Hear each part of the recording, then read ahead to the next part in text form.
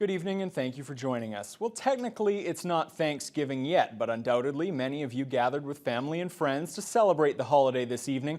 Not everyone, though, is fortunate enough to mark the holiday with a home-cooked meal. That's where the Salvation Army comes in. The charity hosted its annual Thanksgiving dinner this afternoon.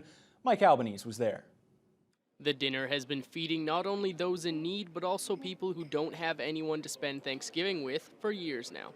Major Rob Kerr of the Salvation Army is in Thunder Bay for the first time doing this event, and he was impressed with the support that the community provided. I think this is a great event. It's nice to see people like the Firefighters Association, people from our community coming out and helping other people in our community who may not have Thanksgiving otherwise. So it's a great event. On top of those who volunteered at the event were also local firefighters who sponsored the event itself.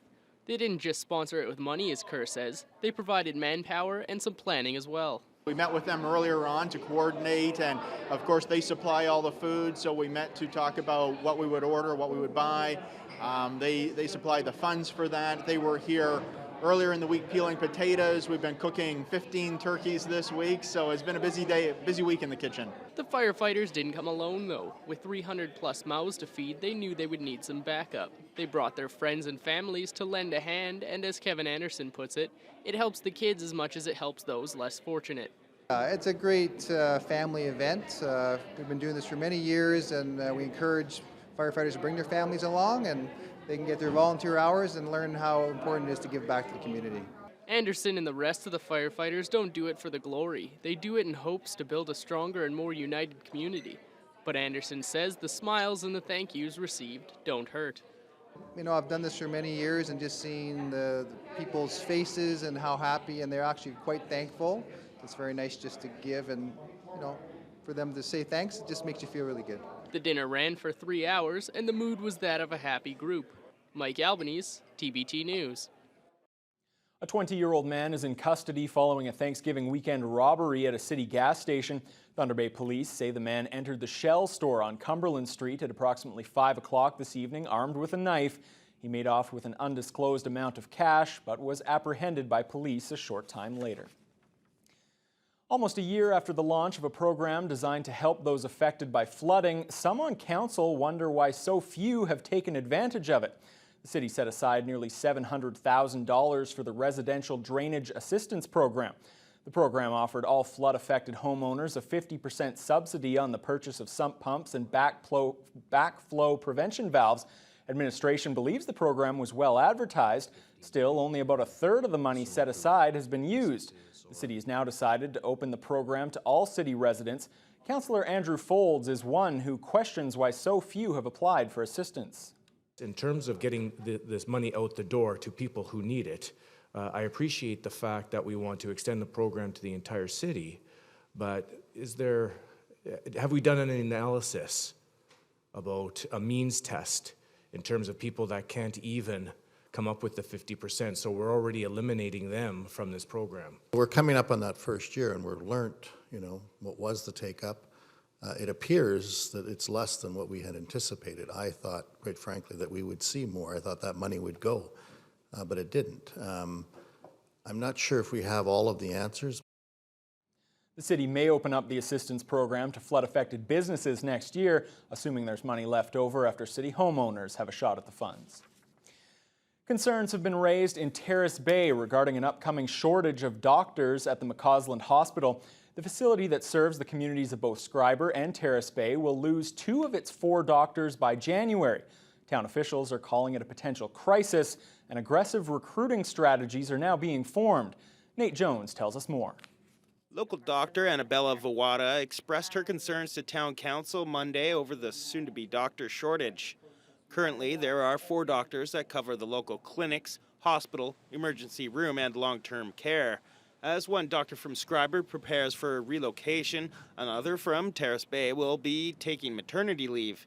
This could put the remaining 2 physicians in a tough situation. Our trauma room at McCausland Hospital is 24/7, and so if we're only down to 2 doctors to cover that, we have to be very concerned about physician burnout. Terrace Bay has been taking an aggressive stance to fill the position since the announcement came. In cooperation with the hospital's doctors, administration has been attending recruitment tours while contacting locums to come up with a plan. The town's CAO admitted that while many doctors gravitate towards larger communities, there are advantages to a small town lifestyle. There are doctors out there who are interested in the small town lifestyle. There's a lot of benefits to being in a small town, especially if you're raising little kids. It's very safe. Living in our area, we're one of the safer communities in Ontario. Scriber has also been taking an active role in replacing the town's doctor, speaking to city universities, attending recruitment tours, and placing ads. Although this situation has raised concerns from the municipalities, there is optimism from administration a solution will be found before January. Nate Jones, TBT News. As negotiations surrounding the Marathon Mill property continue, municipal officials are looking forward to acquiring new land as a result of the process. The municipality is hoping to eventually convert some of the new property into recreational areas. The Marathon Pulp Mill has sat silent for years now, but optimism abounds as a deal is in the works for the purchase of the industrial property. American-based Green Investment Group is in talks with current owner Tembec. Due to tax arrears, the township is set to acquire some of the land in the adjacent area. One such property includes a former boat launch that the municipality would like to see developed further. Develop maybe into a little bit better of a marina or a better boat launch system. It was always under the ownership of the mill, and the mill worked with the Marina Boat Club over the years to let them utilize that piece of property. There's an opportunity to get some funding. We can develop that site into a better area for boating. There's a lot of work to be done on the property, such as environmental remediation on the waterfront and the removal of asbestos from within the structure. Dumas hopes a demolition crew will be on site by spring of next year. Tembec and GIG are expected to reach an agreement by the end of the month. Repairs to Thunder Bay's 3 outdoor pools will cost the city more than $1 million. That according to a report that came before City Council last week. So is a couple months of summer fun worth all that money? It's a question we put to residents this week. Here now is our TB News Watch question of the day.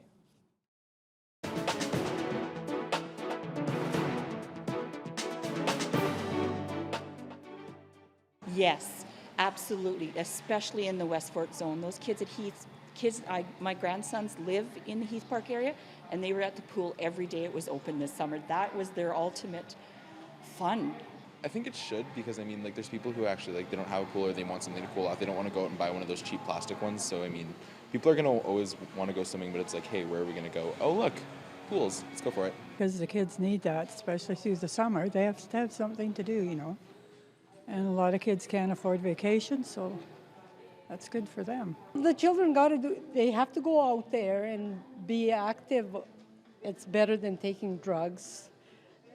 Swimming and physical activity for their health, and so it's money well spent on the children. Our children are really important, and their summer fun is really important. Not everybody can afford to go to pools, inside pools, so if it's for community goodness, then yes, I agree with doing it. Well, it's been woven into the fabric of the local sports scene for the past 20 years. But with the impending closure of the municipal golf course, the long-running Stuck-a-Luck shootout could be lost as well.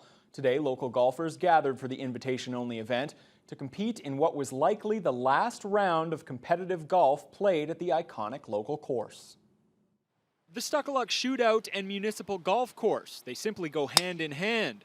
The Stuck-a-Luck family has hosted the annual tournament for the past 2 decades, but municipal's impending closure has cast doubt on whether the long-standing tournament will continue next season. Today, golfers gathered for the 20th annual shootout. Now, organizer Tony Stuck-a-Luck can only hope there will be a 21st.